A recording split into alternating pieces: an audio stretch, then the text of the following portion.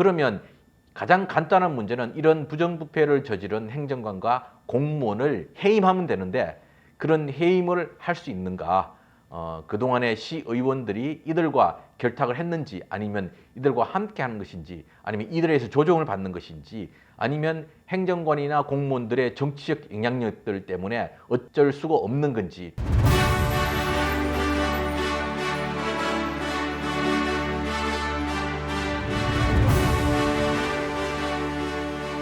안녕하세요. 오늘의 미국 김동천입니다. 지금 한인들이 밀집한 뉴저지 팰리세이드 파크의 이 부정부패, 그러니까 행정관과 그 다음에 공무원들의 부정부패에 관해서 뉴저지 주 감사원에서 지적을 하고 심각한 부정부패가 있었다. 이런 보고서가 올라왔습니다. 이 팰리세이드 파크는 전체 인구 2만 중에서 60%가 넘는 사람들이 주로 한인들입니다. 그래서 4명의 한인 시의원이 있고 또 시장도 한인입니다. 물론 초선으로 이번에 당선이 되었지만 그렇지만 이제 뉴저지 주 정부가 그 부정부패를 적발을 했지만 주 정부에서 할 수 있는 권한이 별로 없습니다. 왜냐하면 미국은 이 모든 이 정부가 밑으로부터 만들어졌기 때문입니다. 식민지 시절 타운 정부, 시정부가 중심이 되어서 모든 미국을 건설하였고, 그다음에 외교, 국방, 안보, 군사 이 부분에 대해서 타운 정부가 다 연방 정부의 권한을 이임했을 뿐입니다. 그래서 오히려 타운 정부가 막강한 자치권을 가지고 있습니다. 이것은 비단 뉴저지만의 문제가 아니고 미국 전체의 이제 문제입니다. 물론 이제 지방자치제가 아주 발달한 뉴저지 같은 경우는 인구 2만 명, 물론 인구가 6명이 있는 타운 정부도 있기는 합니다. 그래서 이런 정부에서 이제 부정부패가 일어났는데, 사실 이제 지방자치정부 그러면 한국으로 따진다 그러면 시의회 정도에 해당되는데, 한국의 지방자치하고는 좀 차이가 있습니다. 보다 좀 더 구체적으로 비슷하다 그러면 조선에 수령이 있는 고을이 있었고 그 고을의 지방 아전 정도 이제 해당한다고 볼 수 있습니다. 네, 조선의 아전들은 명목상 그러니까 녹봉이 있었지만 실제적으로 받는 녹봉은 없었습니다. 그래서 그들의 생존 방식은 소위 말해서 백성들에게 삥을 뜯는 겁니다.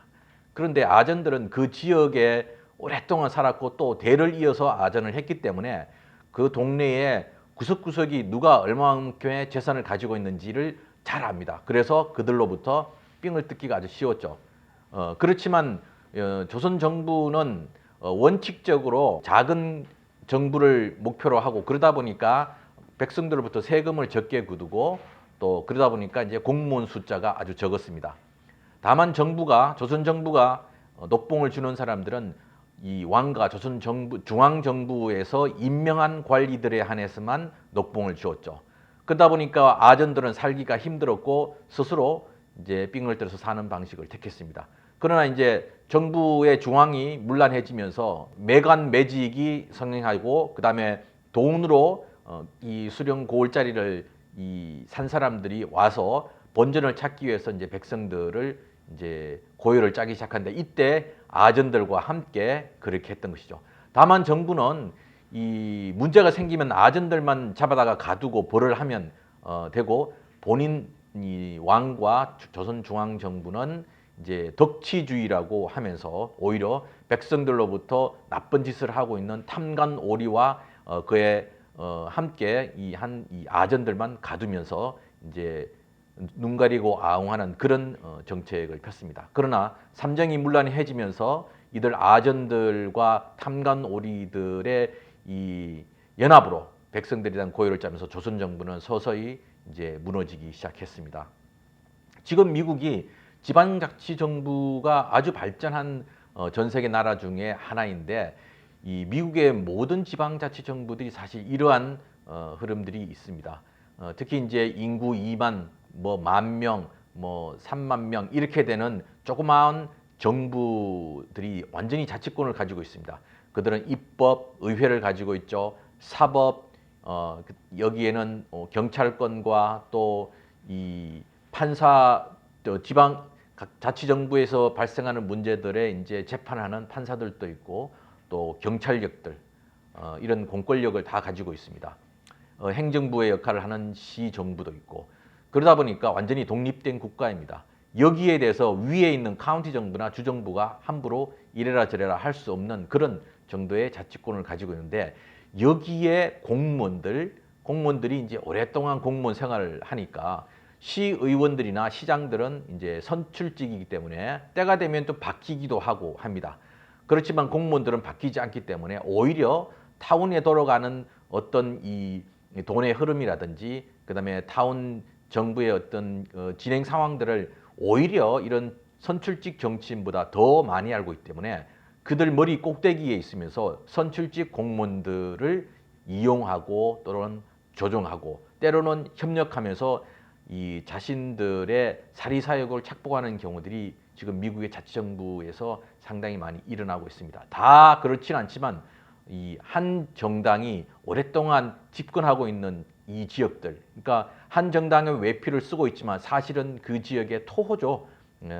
자기들이 많이 알고 있는 결집된 힘으로 토호가 되면서 거기에서 자기 형제, 친척, 뭐 친구, 동생 이런 사람들을 이제 각 공무원이나 경찰에 이제 임명해서 올리게끔 하고 하면서 그 지역에 사실상의 토호 역할을 하는 사람들이 오히려 이런 공무원들 그다음에 행정관들입니다. 펠세이즈 파악만 보더라도 이 펠세이즈 파악은 보로 오브 펠세이즈 파악 이것은 뭐냐면 약한 시장, 강한 시의회입니다. 뉴저지 지방자치정부의 이름들이 이제 각기 다릅니다. 어떤 곳은 타운, 어떤 곳은 보로, 어떤 곳은 시, 어떤 곳은 빌리지 이렇게 나뉘어지는데 바로 이것은 행정부와 의회의 힘의 관계 때문에 나오는 것입니다.